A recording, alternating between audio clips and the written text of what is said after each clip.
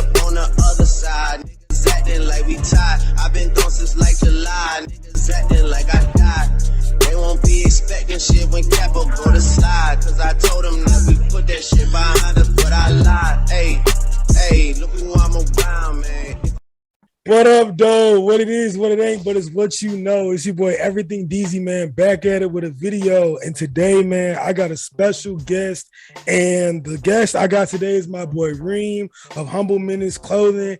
And it's really cool how I actually met my dog. The first time I even heard of bro, really, is because I heard there was somebody on campus with dreads. So I was like, I got to meet him off that. And I used to have dreads, if y'all didn't know. My hair got yanked in football, so I had to let him go. So that's another story if y'all want that another time. But yeah, I got my boy REEM, man, and he's got his own clothing brand.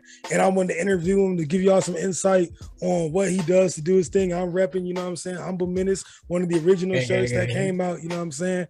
And yeah, man. So REEM, bro, you know, tell us a little bit about yourself, man. Yeah, my name is Kareem. Go to Augustana and Rock Island, whatever, you know. From Chicago, I started my clothing brand back in the beginning of the quarantine. So back in 2020, I started getting stuff going, for sure. Yeah, most definitely. So what exactly, what really brought you to Augie? You know what I'm saying? Like, what made you to Augie? Because wasn't you using sports too? Like, yeah. Yeah, it was wrestling. Wrestling brought me here. You know, my coach, he was real cool, you know, down-to-earth dude. He told me the real stuff about school and told me about himself, you know. And made me come here because I got accepted to like over 30 schools. Couldn't went anywhere really, you know. But I had decided to come to Augustana because of him.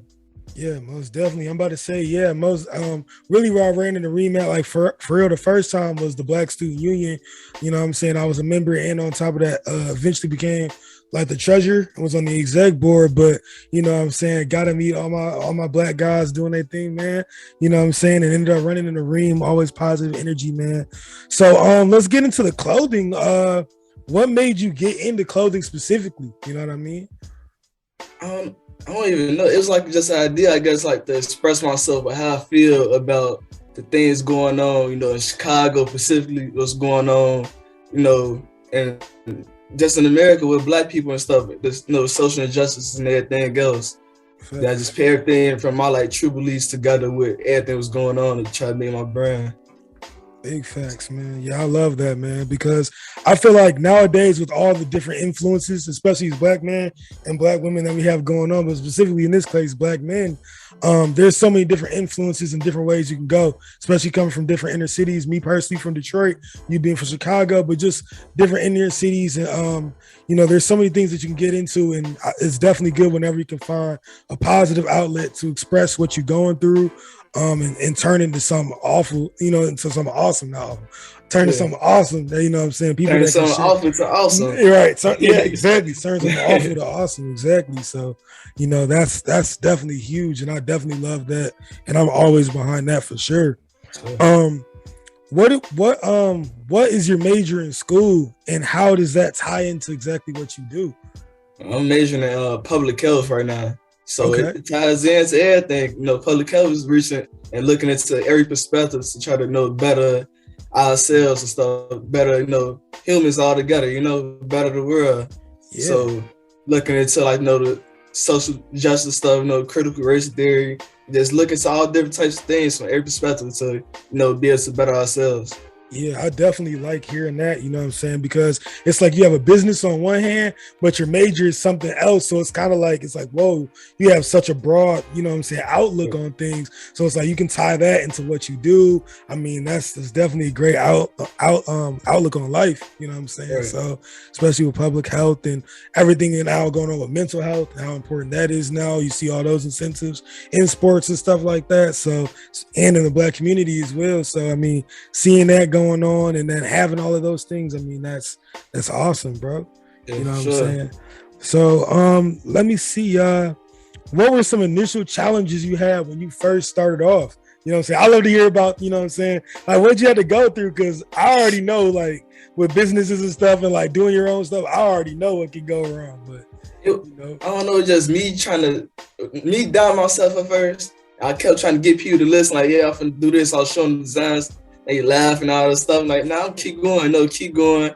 Then like I had my initial like startup money came from the school really, because when school shut down, they get extra money, housing money. I just used that and flipped that, But the thing was actually putting it to use, like what I learned, because when we got sent home, I was just on YouTube watching videos on how to make shirts and stuff, like making myself. I made sure you got on, myself. I used a whole printer to make that one and everything. Like that was the hardest part. Like I got the stuff, and that's like how I'm gonna actually do it. So like I was just messing stuff up, like messing so much. I think I had the shirt before that one you got on. I had made one and it messed up, so I had to make another one. So I was like, hey man. Bro, so but that's what it's all about, though. It's about trial and error. It's about, getting laughed at initially. People sometimes, it's funny because you look at all the people that made it, in terms of whether it's music, whether it's fashion, or even sports, are like, yo, that's a crazy idea. Like, I remember even telling my parents, like, yo, I'm gonna transfer schools and change my major. They're like, you're nuts. Like, what are you doing? Or like just thinking about like all the rappers where they're like, yeah, you hard, but I don't like your bars. You know what I'm saying? Just thinking it's crazy. And then especially going to something with like art where it's actually like visual, like people can see it. So like, how did you take it when people were telling you like they didn't like your designs? Like, did you have any situations like that? When I first started, I guess the first two logos was like that monk logo you got on, then it's the my yin yang logo. Let me see if I can find it somewhere. But like on this hoodie right here, you got the yin yang logo. I don't know if you can see it. Yeah, there you go. Yeah, got the gun and book. People don't like the gun or like the monk got the ski mask and the gun book stuff. They confused on what I'm trying to say. Exactly. So like that was the initial thing. People being confused. I had to explain to them. So like I like to make my logos or whatever I'm doing have a lot of deep meaning. So people like what is that? People, they first like stigmas behind guns and stuff. That's the first thing they gonna say. They're not gonna hold it back. They're like, what's going on there? Yeah. So make them talk and be able to use my knowledge and everything to explain to them to the point where they mess with it too. They like it now.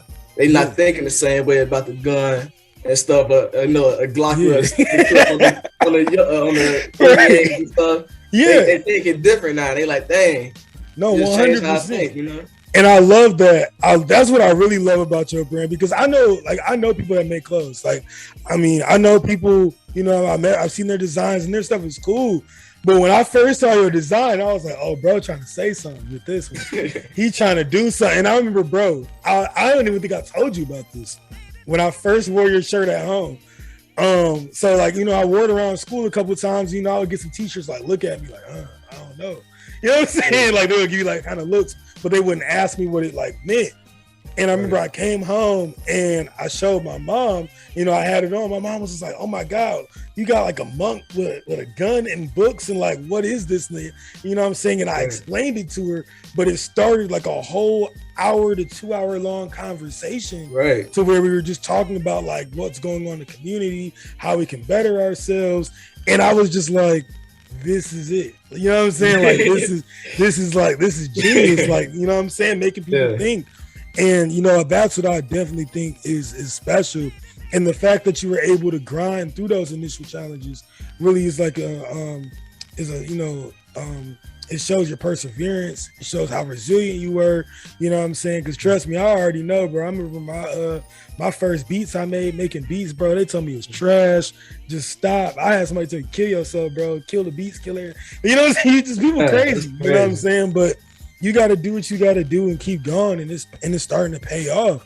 So let me see. Did anybody specifically inspire you when it came to like clothing or streetwear or like whatever? You know what I'm saying?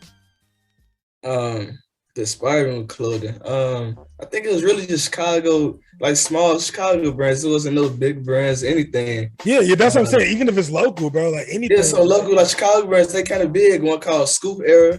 That's a big one. Designer Junkie. It's another one named like Get Over It, like Get and OVA. Those are the three I think that made me want to do something, actually want to do the brands. I saw them doing it big or, being this person. So like had like somebody, the dude Get Over, he like paint everything on his clothes. He don't do no print, none of that. He draw everything on his clothes. And it was cold. He the only one I ever brought like Chicago designer from. It's a lot of. I'm about to say after this, you're gonna have to send me his stuff because I actually got to see that. I see the whole Chicago designer stuff. Bro. Like it's not just me. It's not no competition at all. No, like all this stuff. They the ones who inspired me though. That's was just trying to go into the fashion stuff. Not this no big ones. Not Nike. No Off-White. None of that stuff at all. It was the stuff closest to me that inspired me. That's what's up. No, I love that 100%. Because I mean, even when it came to me and making beats, like I would start off making like whoever is popular, like a Future type beat or something like that. But then my guys back home was like, hey, bro, that ain't us. You know what I'm saying? Like, make something for us back home. So I started making the Detroit type beats. Icewear Vezo, you know what I'm saying? All those guys. And it was like, yeah, we can rock. Now you hard. The other stuff wasn't hard. Now you hard. I'm like, bro, you funny as heck. But you know what I'm saying? But you gotta, you know what I'm saying? It's the little stuff. You never know how much inspiration that can have on somebody. And I bet you they probably don't even realize how much profound impact they had on you. You know what I'm saying? To where if you do, you know what I'm saying, you get to a level where it's like mass produced and stuff like that. And you say in an interview one day where it's big, you be like, yeah, man, I remember when so-and-so was making these on the corner painting on shirts. They'd be like, whoa, you know what I'm saying? And it also taps people in to a place where people don't even know about, you know what I'm saying? So you bringing people into stuff like that, that's super dope, bro. I love that. I definitely love that. So I want to get back into the point where you said you took the money that you got from the school and you flipped it back. What is it like having a business run out of your dorm, dog? Man, out the dorm, man. Out the dorm, trapping out the dorm. First, it started in quarantine. So in quarantine, it was at home, you know, started in my mama's, living room. Yeah. Then getting back to school, I was like, how am I gonna put this all in my damn room? I still had a roommate and stuff at the time. I was like, damn, he'll be mad because I'm finna use up some of his space too. I had my shit in there. I ain't care. He got mad and everything. I was like, shit, my stuff got to come in, you know? The money got to be made. Got to put some pieces around this motherfucker. Facts. So that was a hard part, like trying to pick like the things I had on hand into my room. Even though, it's a little bit, but it's like still a lot. The stuff I have on hand, my vinyl or whatever I use, my cutting machine, my heat press, printer, all that stuff just got to go inside the dorm and just figure it out, just organize it, and know where everything got. Man, that is crazy. So you had a heating press, the vinyl, you had like, there's so many. See, if you really know about like making shirts and stuff, like you know how much goes into it. So like in my mind, as you were saying that, I'm just imagining all the stuff in the room, you know what I'm saying, the electricity going out. You know, you using all the Wi-Fi trying to download the stuff, and he trying to type an essay. You know what I'm saying? You using all the data from the I forgot about blowing the fuse inside the room. You blew the fuse before? In my mother's house, I blew the fuse inside the room. Hey, that's how you know you grinding. Get shit cooking. You know you grinding if you blow a fuse in your mama's house, in the school. You know what I'm saying? I'm about to say, quick story. I was making beats at my previous school at Valpo. I got fined every day for noise. I got fined every single day. And I literally used to just tape, and the fine was $5. So it was to the point I would just tape $5 to my door every single day. And then just having like a whole studio set up. I had a mic in my closet. People was coming over that wasn't even going to the school. Coming in the closet and rapping, and me and my roommate, we both played football. He was a wide receiver. He didn't study plays all day. He trying to sleep. I'm like, bro, I gotta punch this beat out. It's in my head. Waking up in the middle of the night, just grinding. And then I could only imagine what it's like for you, fulfilling orders, sending them out. Like that's crazy. Yeah, that's crazy. That's the whole process. So now it's like, now I gotta make it bigger. Now I gotta think like, how people do big operations and start connected with the school and everything else, and like keep trying to reach out and network, because now I can't do this by myself. It got to get bigger. I got to keep having people know help and know who can help the right ways, Yeah, I'm about to say, it's kind of like the same thing I tell my sister too, because she's looking at little business stuff.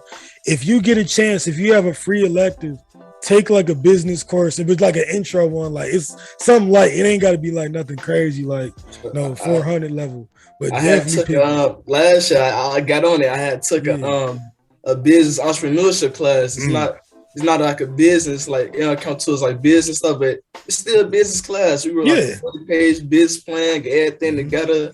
We did like a gaming cafe thing. It sounded good though. Yeah, we made up a $1 million business inside class. Yeah, no, seriously. And that's the thing is like, you know, if you get a professor or something like that that's really into what you're doing, you can even take them your business plan and just be like, hey man, you know, I'm trying to apply this, you know, to what I'm doing on my own. How can I market it this way? Because that's why I had accounting as a major, but I picked up marketing because my marketing used to freaking suck. You know what I'm saying? Like I couldn't market to save my life, but like I knew how to like market myself, but I didn't know how to market music. I didn't know how to place it. I didn't know where to place it. So just figuring out those things and like taking applications, bro. So you for sure, you already know. You already know what time it is, man. Heck yeah. So let me see. So what do you have that's coming out new or anything you just want to show off real quick? You know what I'm saying? There was one on the hoodie, but like all my stuff on the website, then I'm planning on dropping some newer stuff like full zip hoodies and do some more crazy stuff. I just gotta work on it. But like some of these, like I like the tie-dye type stuff. I like doing tie-dye, you know, reflective look on the lightning, stuff like that. That's for sure. That's hard. The reflective is always hard. The look, you know, I can't use light too bright. Little khaki hat, you know, all the little hats and stuff. Some more hats, throwing them around. I'm gonna say you at the school right now.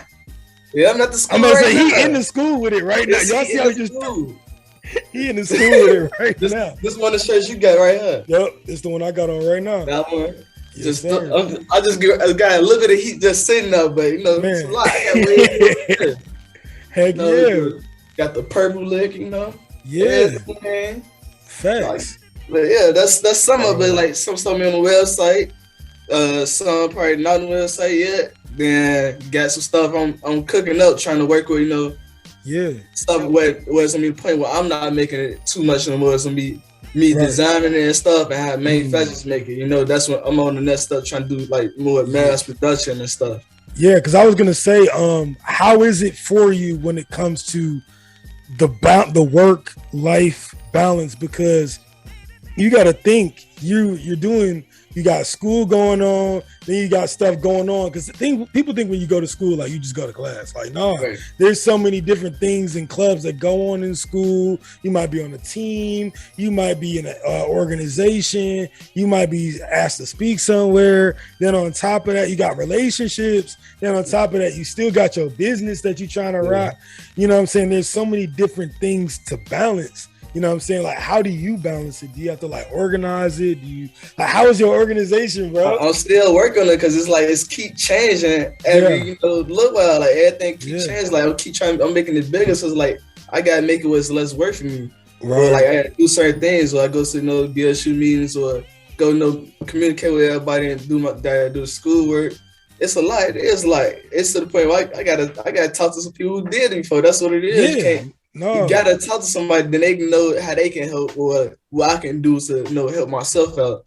But it is hard. I can't even say I'm like a professional at it yet. It's gonna keep changing.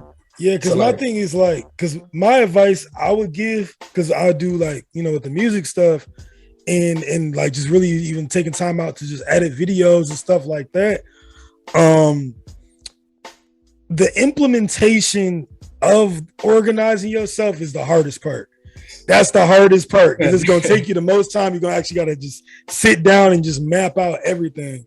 But once you map it out and then you actually have like an order of a system of how things are supposed to get carried out, then that's when it starts getting easier and easier. So, you know what I'm saying? My advice, what I do personally now is I take an Excel sheet and I literally just try to map out every day. And for guys like us that's doing multiple different things and got stuff going on, 30-minute increments. Literally, like every 30 minutes is probably something you're working on. You getting new orders, you getting stuff going on. And then on top of that, now you're even seeking out people to even start doing work for you. So even putting in time to do that research, to just see places where it's like, yo, who do I hit up to do stuff like that? So I mean, that's huge, dog. Like right now, our J-turn break right now. This the first or second day of J-turn break. Yeah, I've been today. I've been grind. I had got up, did some little posts like looking into my engagement with Instagram, Facebook, all that stuff. Snapchat. Then I had went to go to a meeting with people at the school, court office, give me some development, some business development plans and stuff, get into ads groups, and I gotta do something now. I gotta start sitting there on they ad development groups and stuff, and listen how they do stuff and work with them. Then he told me to go to a small business development center in Davenport, Iowa, and get another coach. So it's like there's some new stuff I didn't know about yesterday. I gotta do now. It's not just me. I gotta go everywhere, hop around. Man, but I love what you say though about having coaches, because me personally, I don't think you can ever really have enough mentors and coaches. Like I feel like every different aspect of your business, like for instance, you might go over to Davenport and they might say, hey, in terms of mass production, try this, and I can help mentor you in this aspect. But then you might need a mentor in terms of designs. Then you might need a mentor in terms of layout, or just whatever in processing. So, any avenue that you find that to have different mentors to just get different ideas, because at the end of the day, the final product is going to be the collective of all those ideas. So and that's what's going to make the business, the most successful it can be. Exactly. That's why, like what is called like a real actual big business, not small business, 500 and less people. That's a small business, 500 or less people. Imagine you only one person doing it, and like a regular technical small business got 500 people. Right. It's still small. It's you versus 500, and you know what I'm saying, but y'all in the same category. Right. You know what I'm saying? That's I never even thought about that. Yeah, that's true, because I learned it in class. But it's just like, dang, technically, you're in competition. You can't be a leader without having people to mentor you or help you out, volunteer, whatever. Like if you can't pay them right now, let them know, like volunteer and stuff. Keep helping. I get it up to those points. Give you some free stuff or help pay, or give you some money and stuff. But it gotta take real community, to actually make some stuff happen. 100%, bro. Yeah, I couldn't have said it no better than that, man. You dropping, man. There's real gems getting dropped, bro. You know what I'm saying? It's real. I'm having me a YouTube channel in a minute, man. Bro, I was gonna say, you know what I'm saying? If you need help with a YouTube channel, bro, I'll help you set that joint up, man. No problem, bro. Yeah, I'm gonna have to do it in a minute. Yeah, fast, bro. Because you can show off. Just hypothetically speaking, you know what I'm saying? You can just show off, you know what I'm saying, the behind the scenes. You can show off behind the scenes of people modeling your stuff, vlogging, meeting up with people, vlogging mentorship sessions, you know what I'm saying? Just letting the people get to know you as the designer and the artist. And then they even more engaged, like, yo, like this REEM, bro. You know what I'm saying? Like, you ain't seen like, yo, this REEM. Like, you know what I'm saying? They see it, So you should, you know what I'm saying? I ain't gonna give all the game on here, you know what I'm saying? You don't gotta do that. We gonna give me a little bit. I can take the rest, Oh, that too. You feel me? That too. Yeah. But so I would say going into social media marketing, when you look at like, what are the things that you really look at to judge like how a good marketing strategy is carried out? Like, what do you look at? Is it like insights? Do you look at clicks? Like, what do you think are like the things that you really look at the most? Hey, with that, before I even look at all that, I look at how other people did like successfully. So then that's why I do look at bigger designs. So I look at the small ones, I look at the big Nike and all the see what trends they look into or what they do, how they catch people's eyes and stuff. I've been learning, like the Instagram stories is the biggest thing that even get people's attention, Make sure you follow people on your personal account, and advertise your business and get, if you want to add people on your business account, all type of stuff, like do different things. But like for the insights, it made me see like where is my brand, like where it can potentially go to, showing like, 40% male, 60, all that California, whole East Coast, rocking with the brands. Like, dang, I'm from Chicago, and people like, looking at it, and then it showed to be true. When I had got like a little bit of clout on Twitter, it got like a little, like advertisement going, and a whole lot of people East Coast have brought my stuff, just like how the insights say. So it's not like they just telling you numbers, it's real. Yeah, what was like the most surprising place that you were shocked was getting your stuff like the most? Like you were like, what the heck? Like what what was the place somebody had brought? It's Oregon. I'm like, it's like, yeah, like what? Oregon, Maryland and stuff. I'm like, yeah, Virginia and stuff. I'm like, no, it's not even black people all the time. It's some white people or something in states you'll think, but nah, people rocking with it. So it's like, it's not just a streetwear brand. More than, black people understand more than, white masculine. Everybody understand the message behind it. And it's like, once I can get it bigger and bigger, everybody will rock with it because they do understand the message before I even have to even explain it to them, just by looking at the art. It's the whole dynamic of like, I used to always say it to my friends, like whenever we would see something and it could be like just me and any of my black friends in like a majority like white environment or wherever, I could just look at them and just be like, hey man, what's understood ain't got to be explained. Like I already, it's like, that's really like the design. Like you see it and you just like, hey, what it is, you already know, but it can also lead to bigger conversations. But like, bro, you got to understand how incredible it is, bro. You got to understand, like, you're literally, bro, you started a company using the school funds, flipped it in your mom's house with an idea, and you sold to somebody in Oregon, bro. Like you gotta like, you gotta really sometimes, bro, like you have to really take the time, to really think about like, yo, that I did that, like that's hard. Like, you feel me? Like, bro, that's hard. And you gotta give you know what I'm saying? That's also why I do this too, you know what I'm saying? Give you your flowers, bro. Like I said, I had never seen nobody do that. Like I know the guys that started the Wealthy brand in Detroit.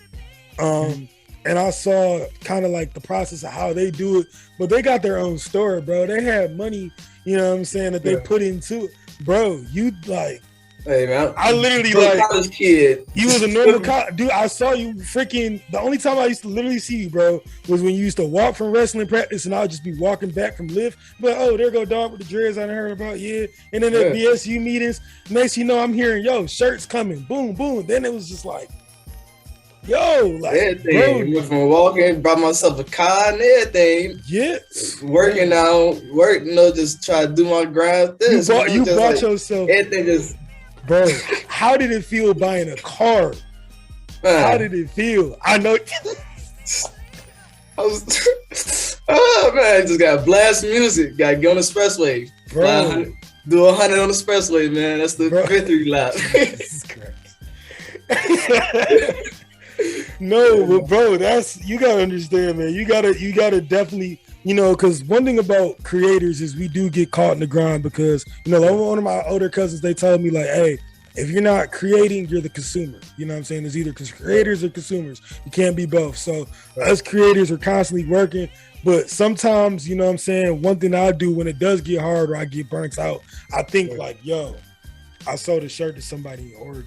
Like, I'm lit. You know what I'm saying? Like, sometimes you just got to say that to yourself and be like, oh, yeah, like, I did sell a beat to a guy that's, like, one of the biggest. You know what I'm saying? Like, you got to say it to yourself and just to keep yourself going and keep yourself uplifted.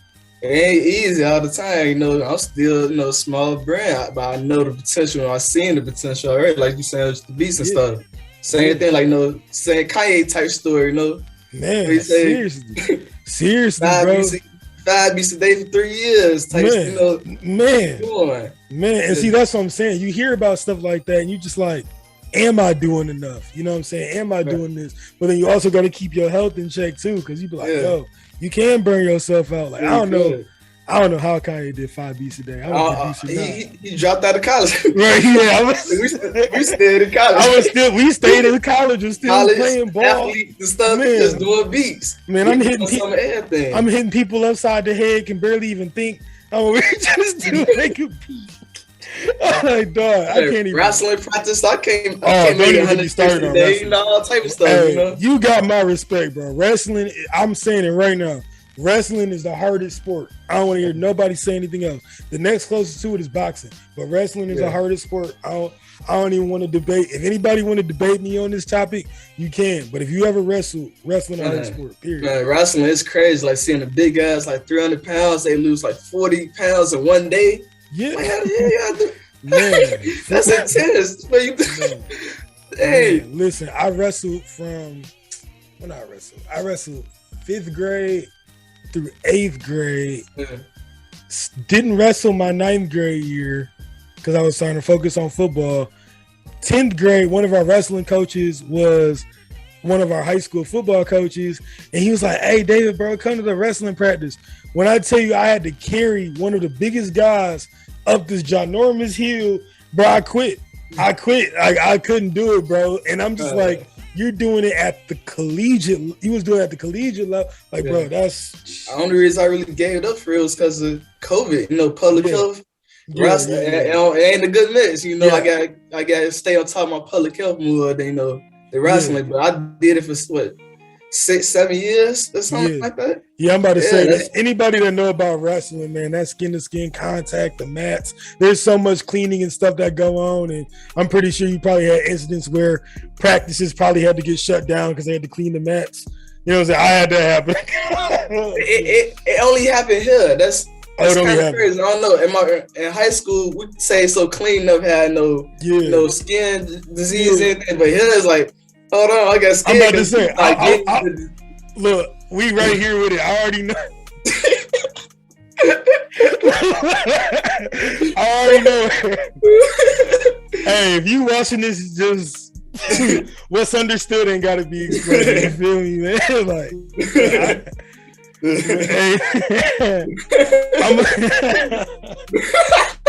I'm gonna go ahead and shit. That's all. I'm gonna go ahead and let's wrap it up, man. Anything you want to shout out, go ahead and shout out, your social medias, your websites where they can find you at, It's Hope Chicago, Instagram, www.homechicago.com. On the website, all that, everything, got the shebang, the business cards if you can see it. Yes, sir. Yup. Little QR code on. Yup. That's hard. That's hard. Gotta go add a little detail, that's not add a little thing. So yeah. That's hard. My boy came with the QR code. That's hard. That's hard. It up, just camera on it. Exactly. Bro, see, I was like, I know REEM off camera too, so we dog.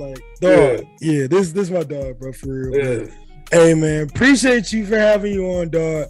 I'm gonna go ahead and end it, man. What it is, what it ain't, but it's what you know, man. Everything Deezy, feature my boy REEM, bro. Appreciate having you, brother.